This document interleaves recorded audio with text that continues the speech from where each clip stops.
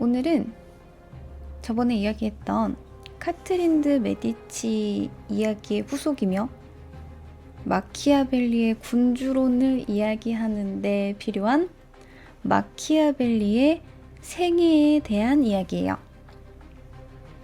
앞서 말했듯이 카트린 드 메디치가 저지른 학살이 모두 마키아벨리가 쓴 군주론을 읽고 저렇게 한 것이다 라는 이야기가 돌 만큼 마키아벨리는 아주 부정적인 이미지로 박혀 있었어요. 마키아벨리는 독재자를 위한 지침서를 쓴 정치 이론가 정도로 표현되고 있습니다. 그만큼 군주론은 아주 부정적인 이미지인데, 그렇다면 군주론에는 도대체 뭐가 써 있길래 왜 이렇게까지 부정적인지 한번 군주론의 내용을 좀 읽어봅시다. 읽어줄게. 군주가 염두에 둬야 할 것은 무릇 백성이란 다정하게 다독이거나 아니면 철저히 제압해야 하는 대상이라는 점이다. 사람은 작은 피해에 대해서는 보복을 꾀하지만 엄청난 피해에 대해서는 감히 보복할 엄두를 내지 못하는 법이다. 부득불 백성에게 피해를 끼칠 경우 그들의 보복을 두려워할 필요가 없을 정도로 철저히 제압할 필요가 있다. 라고 써 있습니다. 카트린 드 메디치가 했던 학살도 이것 때문이었을까요? 다음 부분. 군주는 자신을 두려움의 대상으로 만들되 사랑은 받지 못할지언정 증오를 사는 일만큼은 없어야 한다. 부득불 누군가를 처형해야 하는 경우 반드시 그럴듯한 명분과 이유를 내세워야만 한다. 무엇보다 중요한 것은 남의 재산에 손대지 말아야 한다는 점이다. 사람은 유산의 상실보다 부친의 죽음을 더 빨리 잊기 때문이다. 아버지가 죽은 것보다 아버지가 남긴 재산을 누군가 가로채 가는 거에 대한 그 분노가 더 크다는 이야기입니다. 자, 그리고 마지막 부분을 읽어드릴게요. 현명한 군주는 신의를 지키는 게 자신에게 불리하거나 약속한 이유가 소멸되었을 때 약속을 지킬 수도 없거니와 지켜서도 안 된다. 자, 이러한 내용들을 보았을 때 만약 카트린 드 메디치가 이 책을 감명 깊게 읽었다면 그녀가 행했던 성 바르톨로뮤 축일의 학살 같은 일이 이해되기도 하고 정당화되기도 하는 것 같아요. 그래서 사람들은 그녀가 군주론을 읽고 학살을 저질렀다고 보았고, 수많은 사람들이 이 저서를 독재자를 양성하는 지침서라고 생각했어요. 그래서 자신의 정치 목적을 달성하기 위해서는 어떠한 수단을 사용하여도 좋다라는 생각을 마키아벨리즘이라고 합니다. 역사상 모든 비열하고 비도덕적인 행위는 모두 마키아벨리즘이 되는 거죠. 자, 그러면 도대체 마키아벨리는 왜 이런 책을 쓴 걸까요? 이 책 정말 독재자를 양성하는 책인 걸까요? 이제 이 마키아벨리라는 인물에 대해서 한번 알아봅시다. 마키아벨리는 1469년 5월 3일 피렌체에서 태어났어요. 마키아벨리의 집안은 수많은 토지를 가졌으며 아버지는 법률가였습니다. 꽤 잘 살았나 봐요. 그런데 마키아벨리가 태어났을 때는 이미 가세가 엄청나게 기울어 있었어요. 그래서 아버지가 스페키오가 됩니다. 세금 체납자라는 이야기예요. 그렇게 많은 토지를 가지고 있었음에도 불구하고 돈이 없어서 세금을 못 냈어요. 이 마키아벨리의 아버지는 1480년에 세금 보고서에 일정한 직업이 없다라고 썼을 정도로 돈을 제대로 벌어오지를 못했어요. 이 피렌체에서는 공직자를 뽑는데 이 공직자들은 주로 공부를 많이 한 사람, 그 중에서도 법률가 중에서 선정이 되었는데 그의 아버지는 스페키오였기 때문에 관직에도 나아가지 못했습니다. 당연한 이야기죠. 누가 금치산자한테 정부 운영을 맡기고 싶겠어요. 정부도 말아먹으면 어떡합니까? 그죠? 세금도 못 내는 사람한테 무슨 나라를 맡겨요. 그래서 이 세금도 못 내는 가난한 집안에서 마키아벨리의 아버지는 마키아벨리를 어떻게든 교육을 시켰어. 어떻게? 예전에 사두었던 책들, 자기가 알고 있던 지식들, 자기의 관심사, 책을 통해서. 그래서 무려 7살 때 라틴어 공부를 시켰어요. 그래서 마키아벨리는 12살에 이미 라틴어를 능숙하게 할 정도였다고 합니다. 그리고 자기가 감명 깊게 읽었던 책을 마키아벨리한테도 읽게 해주고 싶은 거야. 그 책이 바로 리비우스의 로마사입니다. 그런데 이 로마사가 너무 비싸. 책이 다 너무 비쌌던 거야. 그래서 돈이 너무 없었던 이 마키아벨리의 아버지는 1475년에 무작정 출판사에 찾아갑니다. 그래서 지명색인을 도와주는 일을 9달 동안 했어요. 돈이 없으니까 책은 갖고 싶고 거기서 이 일을 했던 거죠. 그리고 그 대가로 로마사의 제본이 끝나면 받기로 합니다. 이 모든 일을 고작 6살밖에 안 됐던 자신의 장남을 위해서 했어요. 아버지도 대단하죠.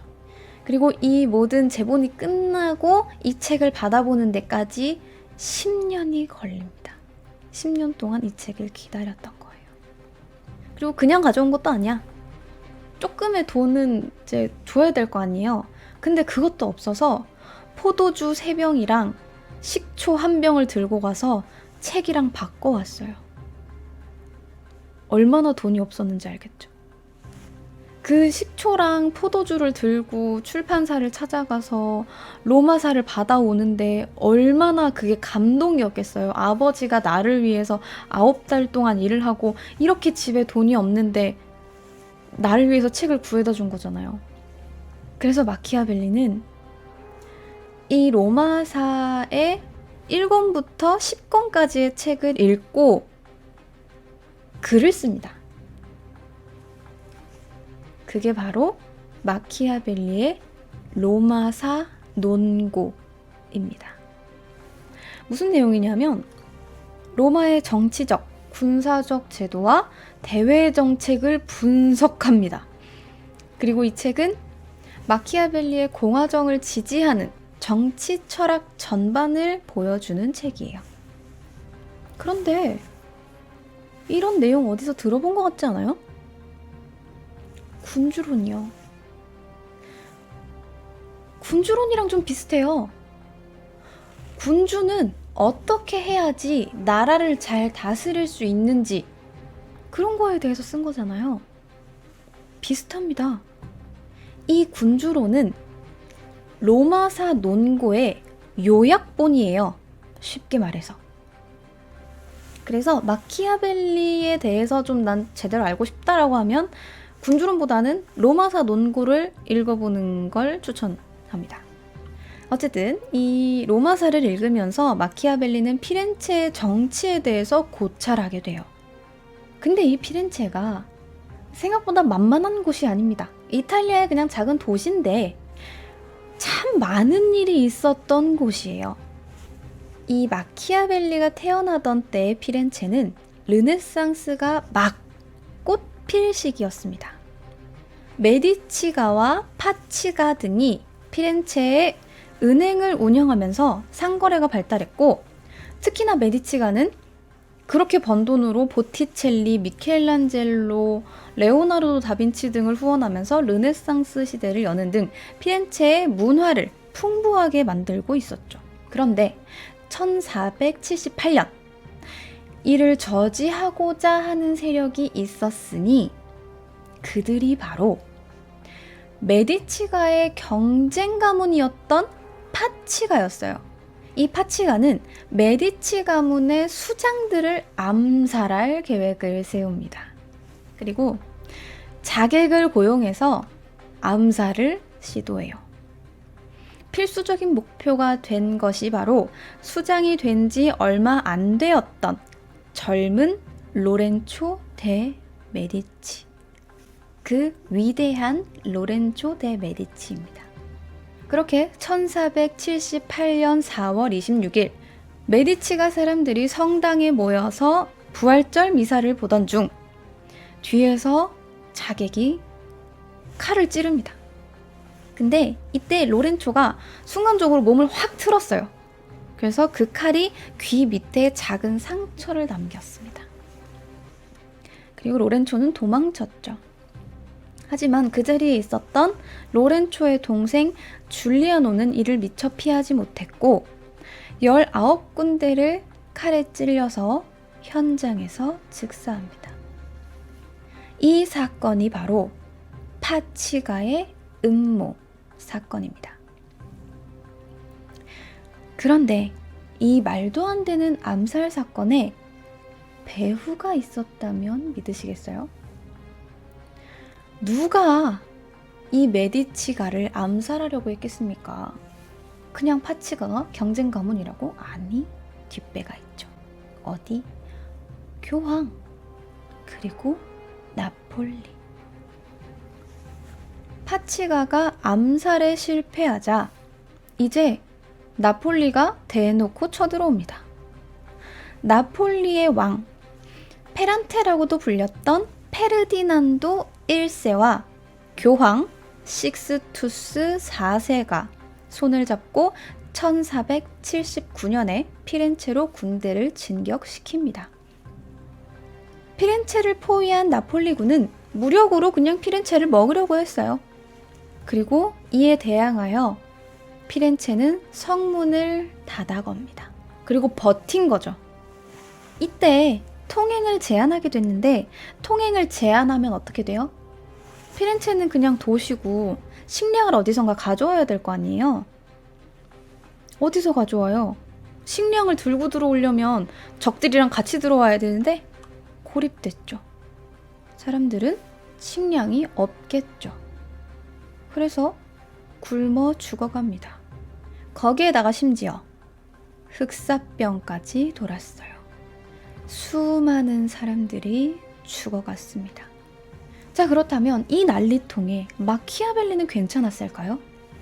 마키아벨리는 마침 피렌체 외곽에 있었던 자기 집안 소유의 작은 농장에 있는 집에 있었어요.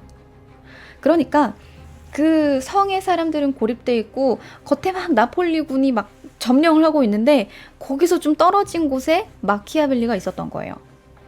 그런데 이 나폴리 피렌체 전쟁이 나폴리의 승리로 끝이 납니다. 그래서 그 마키아벨리가 있었던 집이 나폴리 사령관의 임시 숙소가 돼버렸네? 뺏겨버렸네? 거기가 마침 좋잖아요. 굳이 피렌체까지 안 들어가도 되고 얼마 떨어져 있지도 않으니까요. 집도 뺏겼고 흑사병이 돌던 때라 마키아벨리의 아버지는 마키아벨리의 어머니와 당시 10살이었던 어린 마키아벨리를 피신시킵니다.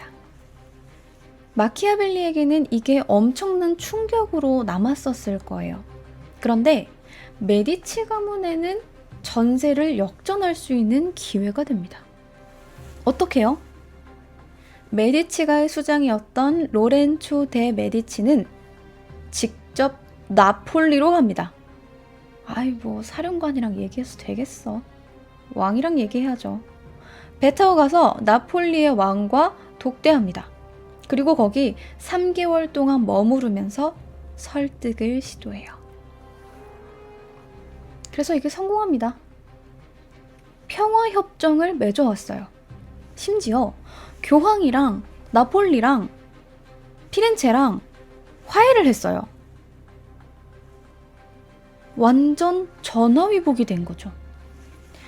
메디치가의 최전성기를 이끌어냅니다. 그래서 이 사람이 위대한 로렌조 데 메디치예요. 자, 그러면 이제 평화협정도 맺었고 이제 피렌체 좀 평화로워졌을까요? 그럴 리가 없죠. 1494년 이번에는 프랑스의 왕인 샤를 8세가 군대를 이끌고 나타납니다. 빠밤. 나폴리 왕국의 영유권을 주장하면서 군대를 끌고 쳐들어온 거예요. 그런데 이 프랑스의 왕이 남하하면서 이탈리아 각국에 사절을 보내요. 뭐라고? 프랑스군이 영내를 통과할 수 있는 자유와 필요한 물자를 모두 제공해라. 너무 말도 안 되죠. 그런데 대항해봐야 무력하게 무너질 것이라는 걸 깨달은 피렌체는 프랑스군에 응합니다. 지나가시죠. 라고. 프랑스군을 통과하게 해줬어요. 그것도 모자라서 피렌체의 시민들이 도시를 점령한 프랑스 군인 만여 명을 숙식을 책임져 줘야 됐어요. 너무 아무 시도도 안 하고 막 그냥 지나가게 해준 거 아니에요? 싶겠지만 한창 막 몸으로 들이대고 싸우고 돌덩이 가지고 막 성 부수고 막 이야 하면서 싸우고 있는데 프랑스군이 화약포를 가져왔거든요. 뭐가 꽝 하면 펑 하고 터져버리는 거야. 어떻게 들이대요 거기다가. 이길 재간이 없죠. 그래서 이때 교황이 이것을 보고 샤를 8세가 백목 한 조각으로 이탈리아를 점령했다 라면서 분노했어요. 무슨 말이냐면 그냥 샤를 8세가 지도를 이렇게 보다가 여기가 좋겠네 여기 이러면서 백목으로 콕 찍으면 그냥 거기를 점령해버리는 거예요. 그리고 이 모든 것을 마키아벨리가 목격하게 됩니다. 너무나 굴욕적인 상황에 마키아벨리는 피렌체의 미래를 정말 진지하게 걱정하기 시작했어요. 근데요, 좀 이상하지 않아요? 의문이 좀 들어요. 아니, 나폴리가 쳐들어왔다고 나폴리까지 가가지고 왕이랑 단판 짓고 온 그 위대한 로렌조 데 메디치는 뭐 하는 거예요? 화약포 하나 있다고 들이대지도 못하는 거예요? 세상에나 실망이네요. 어떻게 그렇게 쉽게 성문을 열 수가 있어요? 라고 생각하시겠지만 안타깝게도 프랑스가 남하하기 2년 전인 1492년 로렌조 데 메디치가 불과 43살의 나이로 사망하게 됩니다. 그리고 다음 때 수장이 불행한 피에로로 알려진 로렌조의 장남 피에로 메디치가 됐어요. 근데 이 사람이 정말 능력이 없었어. 아버지가 남긴 유산도 다 까먹어 버리고 메디치가 이미지를 완전 버려놓은 거야. 2년 동안 이 피에로의 무능력을 지켜보고 있던 피렌체의 시민들은 거기에다가 플러스 프랑스에다가 굴욕적인 조건을 승낙하며 너무나 맥없이 무너져버린 이 메디치가에 분노하기 시작했어요. 그리고 시민들의 이러한 분노는 공식적으로 메디치가를 피렌체에서 추방하는 걸로 이어집니다. 그렇게 피렌체의 르네상스의 꽃을 피웠던 가문인 메디치가가 고작 2년 만에 불명예스럽게 쫓겨났어요. 피렌체의 참주였던 메디치가가 사라지니까 그 빈자리로 누군가가 비집고 들어옵니다. 그 사람이 바로 도미니코 수도의 소속 수도원 원장인 지롤라모 사보나롤라입니다. 이탈리아 전쟁 때 프랑스가 승리하리라는 것을 예견했었던 그는 내가 너네 그럴 줄 알았다. 내가 프랑스가 이길 거라고 했잖아. 내 말 안 듣더니 너네 꼴 좋다. 너네 언제까지 이러고 살래? 사보나롤라는 그러면서 뒤이어 피렌체가 이 꼴이 난 건 다 타락해서 그래 너네 라고 이야기합니다. 그러면서 지금까지 메디치가가 일구어낸 그림, 음악, 문화, 기타 등등 모든 것이 사악한 쾌락이라면서 그 모든 걸 다 불태워야 된다고 주장했어요. 그러자 사람들이 말도 안 돼, 세상에나. 그랬어? 하면서 피렌체에 있었던 보석, 옷가지, 예술품, 그림 모든 걸 다 들고 와서 불태워버립니다. 분석행위한 거예요. 화형식이죠. 자, 이렇게 지롤라노 사보나롤라 예, 신정정치가 계속되고 있는데 시간이 점점 지나니까 이 사람 너무 사생활에 간섭하는 것 같은 거야. 뭐만 하면 쾌락이라 그러고 나 예쁜 옷도 입고 싶고 보석도 걸치고 싶고 집에 있는 그림 너무 마음에 드는데 여기가 어디예요? 피렌체잖아요. 이 사람들은 그냥 지나가면서 광장에서 피에타를 보고 출근하면서 다비드상을 보는 사람들이라고요. 그냥 지나가다 보면 미켈란젤로가 거기서 그림을 그리고 있고 보티첼리가 그림을 그리는 데라고. 사람들이 점점 이건 아닌데 싶었던 거예요. 조금씩 불만을 가지기 시작합니다. 그런데 사람들이 이렇게 불만을 가지니까 또 여기에서 누군가가 비집고 들어옵니다. 그렇지. 여러분들 잘 생각했어요. 내 생각이 바로 그 생각이에요 하면서 등장한 사람들이 있으니 그 사람들이 바로 프란치스코 수도회의 수도사들입니다. 이 사보나롤라는 늘 나는 하나님의 음성을 듣는다. 내가 바로 신의 사자다. 라고 이야기하고 다녔는데 다른 수도사들이 와가지고 너 그거 확실해? 라고 묻게 됩니다. 그러면서 네가 진짜 신의 사자고 신의 가호를 받는다면 불 속을 걸어도 죽지는 않겠네? 그치? 너 불에 한번 들어가 봐. 불에 타서 죽나 안 죽나 한번 보자. 그러자 사보나롤라가 하고 있으니까 옆에서 제자가 콜! 좋네 아주. 그지한 마음에 들어. 우리 사보나롤라님은 진짜로 신의 사자라고 고작 그거 불길 걷는다고 안 죽는다고. 그쵸? 맞죠? 내 말 맞죠? 라고 한 거예요. 사보나롤라는 그럼 당연하지 라면서 날짜를 잡게 됩니다. 사보나롤라가 순식간에 생으로 화형당할 위기에 처했어요.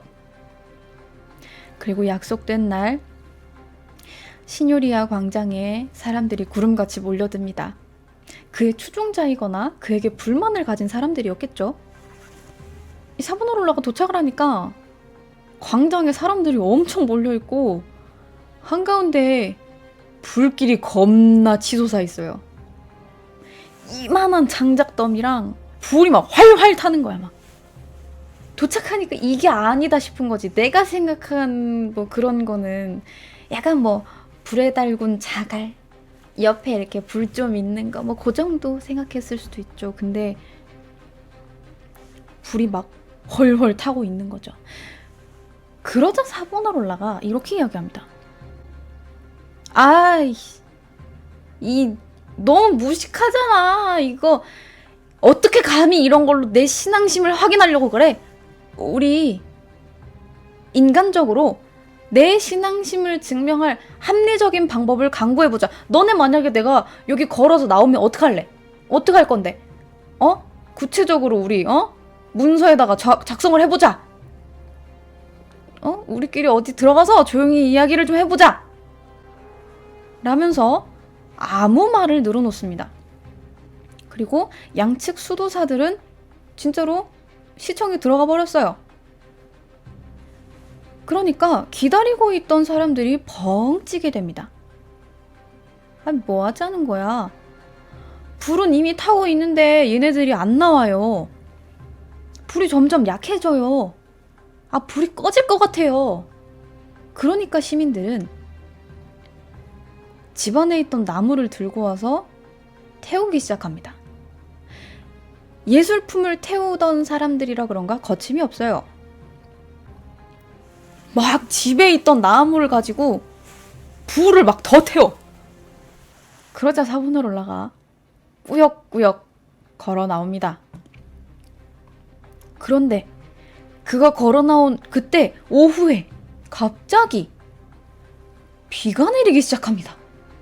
열심히 태운 장작이 젖어서 불이 꺼져버렸어요. 그러자 사보나롤라는 이거 봐, 이거 내가 그랬지, 내가 신의 사자라 그랬지, 이런 거 안 하고 하나님이 증명을 해주신 거야. 야, 이거 갖다 치워, 이거. 건방진 것들. 신의 계시야. 세상에나. 사보나롤라는 아주 위풍당당했습니다. 그런데 이 교황청 측에서 이게 실패하니까 그냥 이 사람을 파문시켜버린 거예요. 너 더 이상 수도사 아님! 이렇게 해버린 거죠. 그래서 이 불의 심판이 있은 지 47일 후에 시민들에 의해서 잡혀옵니다. 피렌체의 시민들은 참지 않아요. 명목은 교황에 의해 파문된 이단자였습니다. 그렇게 사보나롤라는 종교재판을 받게 되었고 답은 정해져 있었죠. 1498년 5월 23일. 결국 그렇게나 피하고 싶었던 화형을 진짜 당하게 됩니다. 혼자 당하진 않고 신의 사자라고 믿었던 그의 제자 2명과 함께 화형당합니다. 자, 그렇게 4년간 피렌체를 흔들어 놓았던 사보나롤라가 사망하자 이 모든 걸 지켜보고 있었던 마키아벨리. 당시 나이가 29살입니다. 그리고 아주 놀랍게도 이 사보나롤라가 화형당한 지 5일 뒤에 마키아벨리는 피렌체의 제2서기장이 됩니다. 고위 공직자가 된 거예요. 마키아벨리는 1482년부터 1498년까지 기록이 없어요. 정확한 기록이 없어. 그냥 중간중간에 뭐 어디 들렀다, 세례를 받았다, 뭐 세례명을 받았다, 뭐 누구랑 공부를 했다더라, 이 정도밖에 없어. 그래서 중간에 도대체 어떤 과정을 거쳐서 어떤 공부를 해서 누구와 엮여서 어떤 생활을 통해 서기장이 되었는지는 알 수가 없습니다. 하지만 대단한 건 그가 30도 되지 않은 나이에 고위공직자인 제2서기장이 되었다는 거죠. 그리고 그렇게 마키아벨리의 공직자 생활이 시작됩니다. 이렇게 고위 공직자 생활이 시작되고 그가 어떻게 군주론을 쓰게 되었는지는 다음 시간에 알려드릴게요.